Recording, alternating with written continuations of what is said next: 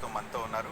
Andhra Pradesh assembly ఎన్నికలు జరుగుతున్న ఈ తరుణంలో గత 5 సంవత్సరాల పరిపాలన రాబోయే మళ్ళీ అధికారంలో రావటం కోసం వైఎస్ఆర్ కాంగ్రెస్ పార్టీ ఏం చేయబోతుంది, ఎన్నికల క్యాంపెయిన్, ఎన్నికల్లో ప్రచార సరళి, మేనిఫెస్టో, ఇతరత్ర అన్ని అంశాల మీద మనతో మాట్లాడటానికి జగన్మోహన్ రెడ్డి మనతో ఉన్నారు. నమస్కారం జగన్మోహన్ రెడ్డి గారు.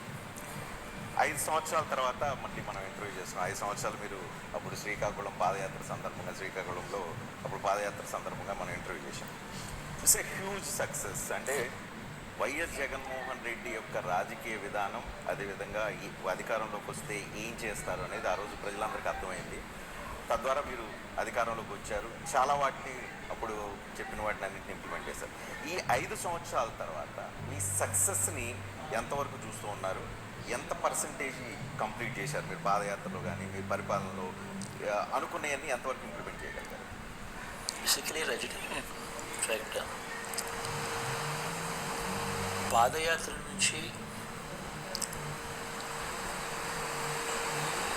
పాదయాత్రలో చూసిన సమస్యల నుంచి ఆ సమస్యలకు సొల్యూషన్ వెతుకుతూ ఆ వెతికిన ఆ సొల్యూషన్లను మేనిఫెస్టోలో చాలా డీటెయిల్గా కూడా పెట్టిన తర్వాత దేవుడి దయతో ప్రజలందరి ఆశీస్సులతో నేను ఈరోజు సగర్వంగా కూడా చెప్పగలుగుతా ఉన్నాం. చెప్పిన ప్రతి హామీని